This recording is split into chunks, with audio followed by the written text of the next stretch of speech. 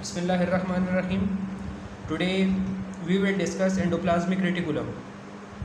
इस टॉपिक को डिस्कस करने से पहले स्टूडेंट्स काइंडली आप मेरे चैनल को सब्सक्राइब करें.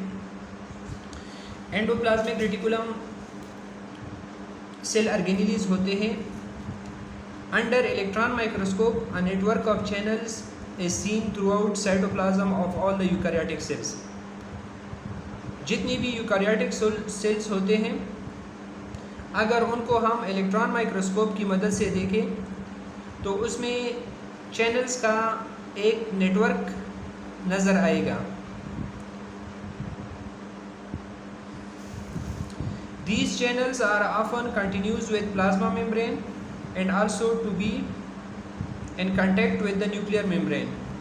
ये जो चैनल्स होंगे ये एक तरफ प्लाज्मा मेम्ब्रेन के साथ अटैच होंगे और दूसरी तरफ न्यूक्लियर मेम्ब्रेन के साथ अटैच होंगे.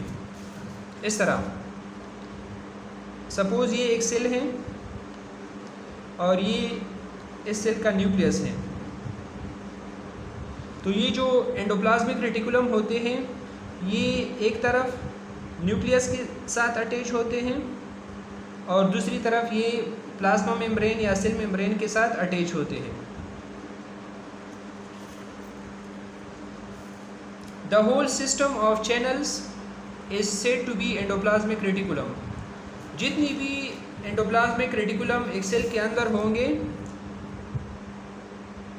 और जितना भी ये चैनल्स का नेटवर्क होगा सेल के अंदर, इसको हम एंडोप्लाज्मिक रेटिकुलम कहते हैं. These are called endoplasmic reticulum.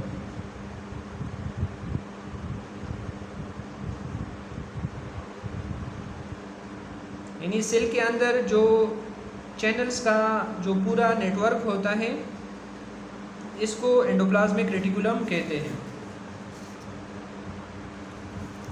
फिर इसकी टाइप्स की तरफ आते हैं. Endoplasmic reticulum is of two types, namely smooth endoplasmic reticulum and rough endoplasmic reticulum. Endoplasmic reticulum के दो टाइप्स होते हैं, स्मूथ एंडोप्लाज्मिक रेटिकुलम और रफ एंडोप्लाज्मिक रेटिकुलम. पहले हम स्मूथ एंडोप्लाज्मिक रेटिकुलम को एक्सप्लेन करते हैं. Smooth endoplasmic reticulum is non granular is the ribosomes are not attached to it. Smooth endoplasmic reticulum वो एंडोप्लाज्मिक रेटिकुलम होते हैं जो कि नॉन ग्रेनुलर होते हैं, जो दानेदार नहीं होते. Is the ribosomes are not attached to it, और इसकी वजह ये है कि इसके साथ राइबोसोम्स अटैच नहीं होते.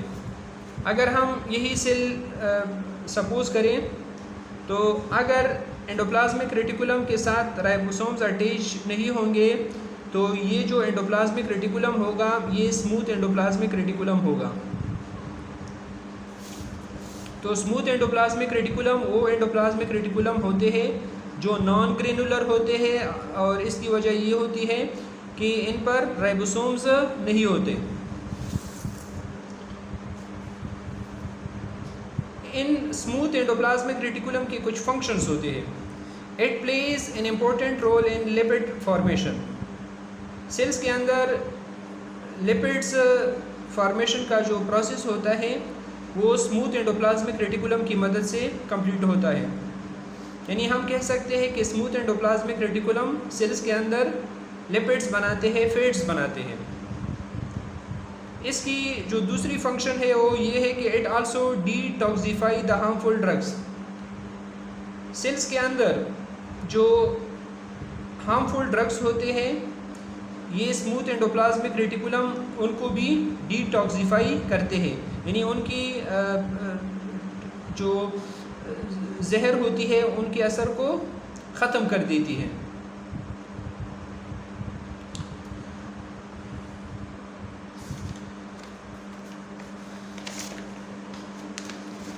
इसके अलावा स्मूथ एंडोप्लाज्मिक रेटिकुलम के कुछ और फंक्शंस भी हैं. Smooth endoplasmic reticulum it is also responsible for the transmission of impulses in some cells, for example muscle cells and nerve cells. Smooth endoplasmic reticulum की मदद से कुछ सेल्स में इम्पल्सिस की ट्रांसमिशन भी होती है, यानी जो मैसेजेस दिमाग तक जाते हैं या ह्यूमन ब्रेन से बॉडी को ट्रांसफ़र होते हैं उनको इम्पल्सिस कहते हैं। तो ये जो स्मूथ एंडोप्लाज्मिक रेटिकुलम होते हैं,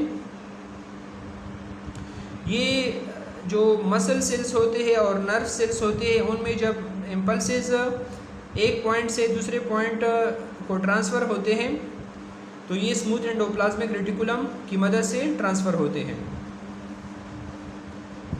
smooth endoplasmic reticulum also play an important role in the transport of material. Smooth endoplasmic reticulum की मदद से सेल्स के अंदर मटेरियल्स की ट्रांसपोर्टेशन भी होती है, यानी ये सेल है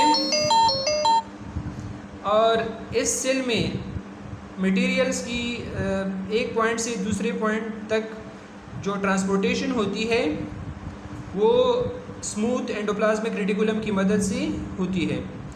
तो सेल्स के अंदर चीज़ों की जो ट्रांसपोर्ट होती है या चीज़ों की आमदोरफ्त होती है वो भी स्मूथ एंडोप्लाज्मिक रेटिकुलम की मदद से होती है।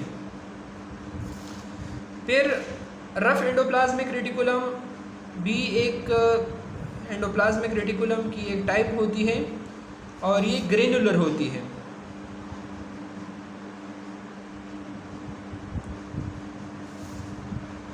यानी ये दानेदार होती है और इसकी वजह ये होती है because ribosomes are attached to it, क्योंकि इनके साथ राइबोसोम्स अटैच्ड होते हैं।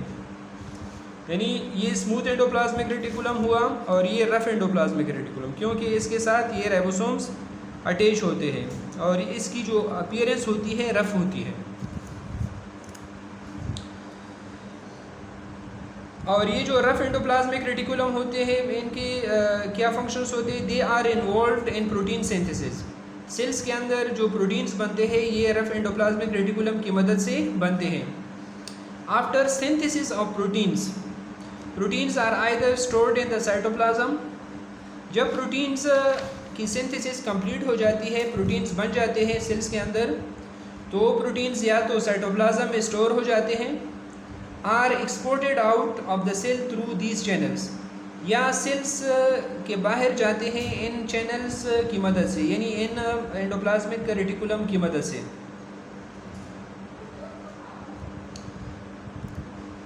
थैंक यू स्टूडेंट्स, अल्लाह हाफिज़।